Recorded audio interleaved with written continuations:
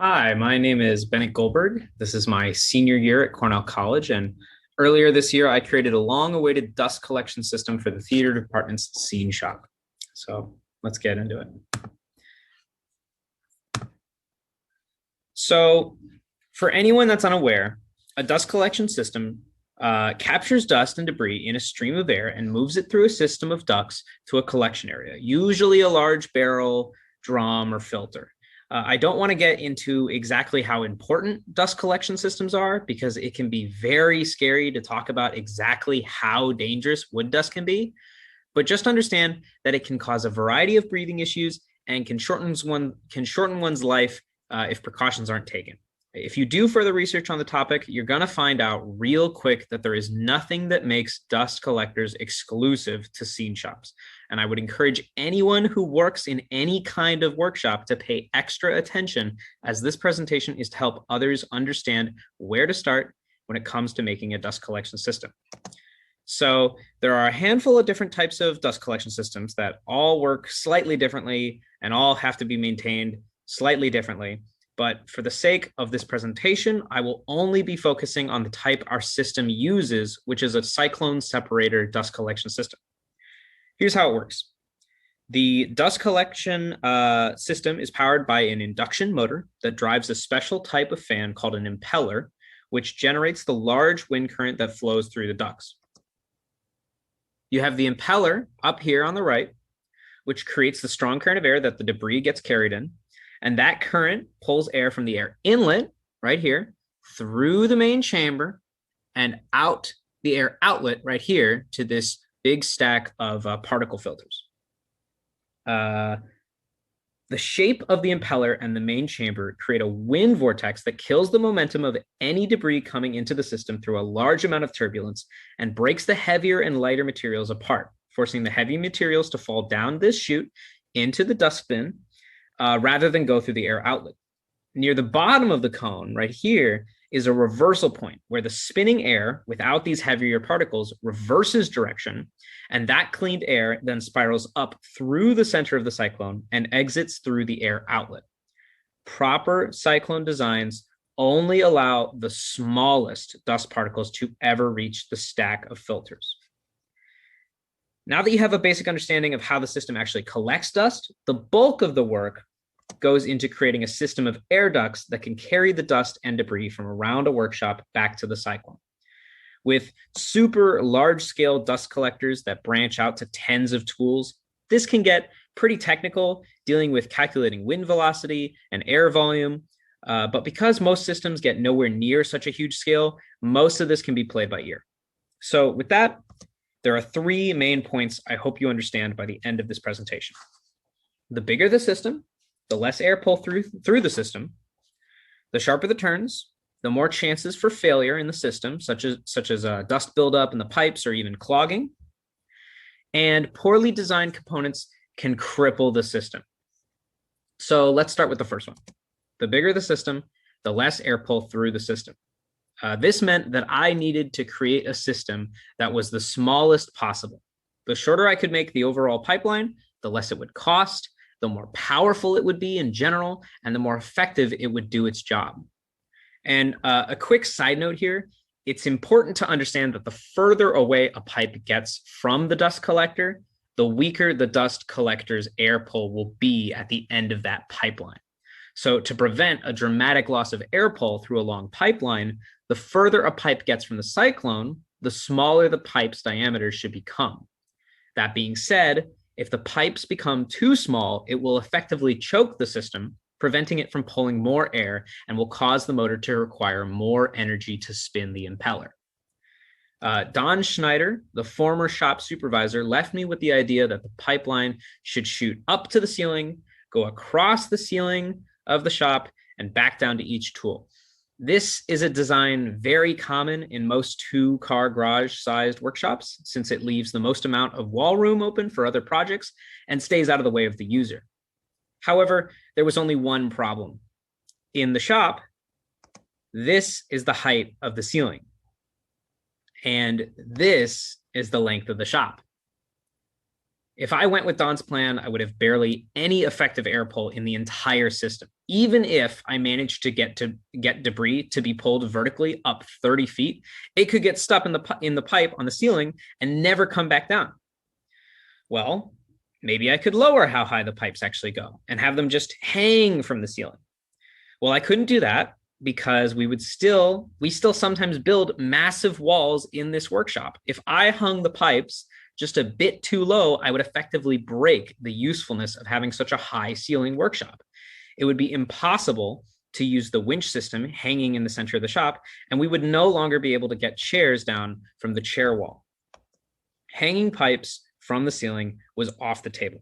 It became pretty clear to me I would have to go off script if this thing was going to work. So I moved on to pipelines that would be attached to the walls, which of course couldn't be simple either. The walls of the scene shop are already covered in stuff. One wall has huge steel racks for holding materials. One has a huge garage door. Another has a lofted area, so not even a wall. And one is completely covered in chairs. Definitely not where chairs belong. On top of this, due to available floor space, the only area the actual dust collector could be placed was in this little corner, which was cut off by doors on both sides, neither of which could be blocked at all because, again, this is a workshop that large pieces of scenery come out of. So here was my early idea, that the piping could just go around the door frame. Sure, there are already some pipes that go around the door, but there's still some room for one more. And this leads us to the second bit of my presentation. The sharper the turns, the more chances for failures in the system. You have to remember, these pipes are carrying a current of air. And if that current hits a 90-degree turn in its path, it loses almost all of its momentum. So that meant that no more 90-degree elbow joints or T-couplings. And for turns, I'll just replace the 90-degree elbows with two 45-degree elbows, and I'll make the turns more gradual. But if I do that, this entire bit right here, this becomes a sort of loop. And if this was a Hot Wheels track, the car could fall off the track at the top and get stuck. I did not want to take that risk of clogging the system in an unreachable spot, so that effectively killed my last idea. I spent a while coming up with failed attempts at solving this problem until I started thinking outside the box. What about magnets? I thought. What if I could block the door, but only temporarily? And maybe magnets could make that work. I could eliminate all the turns and have a part of the system be detachable that would not only save on space and increase efficiency, but it would be a hell of a lot cheaper. And that's what I came up with. This is the draft I came up with for a magnetic coupling that would allow me to detach and reattach a flexible hose across the doorway. And before we move on to the third part of this presentation, I'm going to go over exactly what went into this design because it's kind of overkill. And here's my past self to convey that. I'm using magnets in my system, and there's a part in the pipes where the pipes are held together by magnets. And I was like, oh, okay, well, we'll buy the magnets. We'll figure out how much of the magnetic pull they can hold, which is twice as much as I needed to. But then I went further.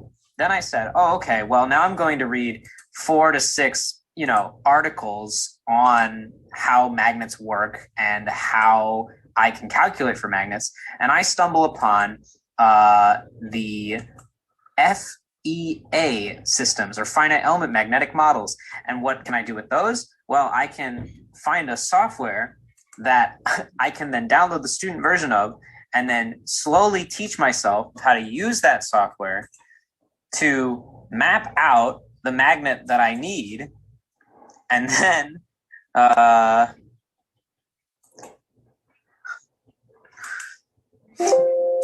get the magnetic field of said magnet, and then put that magnetic field into a separate program where I can then measure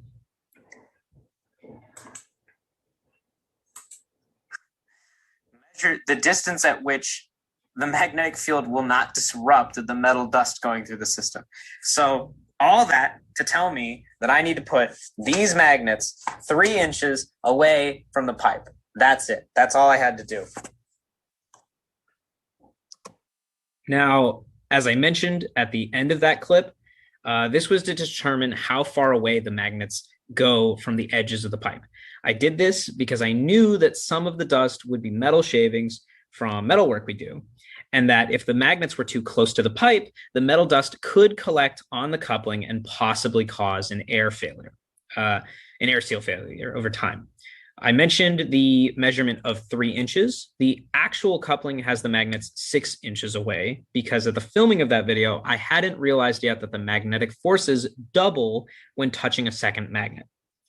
Anyway, this gets into my third section, which is that poorly designed components can cripple the system. Aside from having 90-degree turns, this is the second most likely problem that can completely break a dust collection system. Like I mentioned with the magnetic coupling, if designed improperly, it could cause an air leak. You would hope most components you could buy to make a dust collection system would be given just as much care and thought into their designs. But unless you're shopping in the right place or paying a premium, that's often not the case. Most home improvement store air duct selections are these HVAC systems. They're lightweight, cheap, and easy to connect and work with. However, they have one major problem for dust collection systems. They aren't designed to pull air from an area. They are instead designed to push air to an area.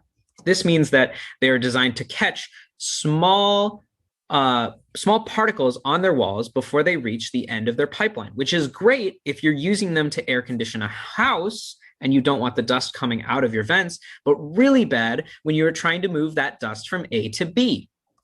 If you want your dust collection pipes to be metal, you need to special order metal ducts that are completely smooth on the inside to prevent this, and it can be expensive. A cheaper solution to this PVC pipe, a cheaper solution to this is to use PVC pipe, as they come smooth on the inside anyway and are carried by most home improvement stores. There is, however, one crucial problem with using PVC. PVC Blast Gates. These doors that allow you to start and stop airflow were designed for water, not air. This means that this little crease that the door slips into, if any debris goes in it, the water would wash it away. In a dust collector, particles will accumulate in the crease and the door won't be able to fully close, which is another chance for an air leak. The best way to get around this is either to find the right buyer or make your own blast gates that don't have creases. I did the latter, again, to cut costs. And you can see me opening and closing it there, that there is no crease. With all of this and a couple other headaches, like making special hose couplings and pipe holding brackets and determining what type of PVC pipe to use, I would use foam core, by the way, just saying, I managed to produce this.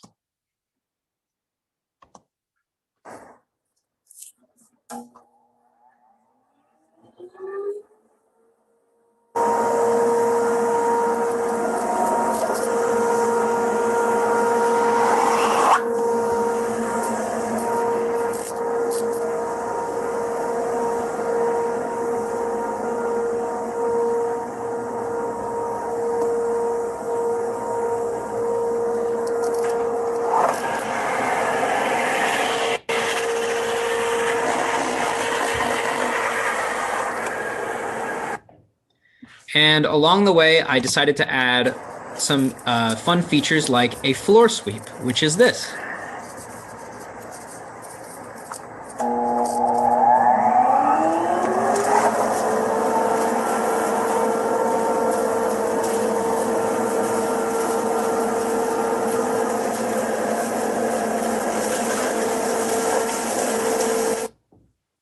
So after people that are now in the shop work on the power tools and stuff, they can easily clean up their spaces by just doing this.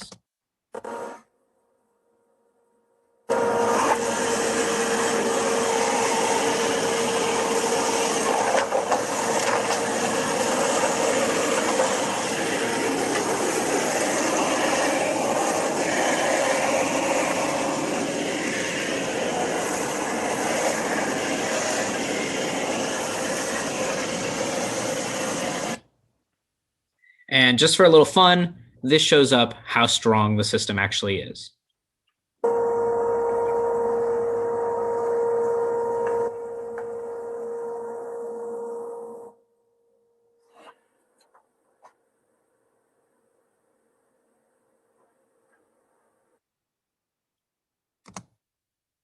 Thanks so much for watching. I hope you enjoyed.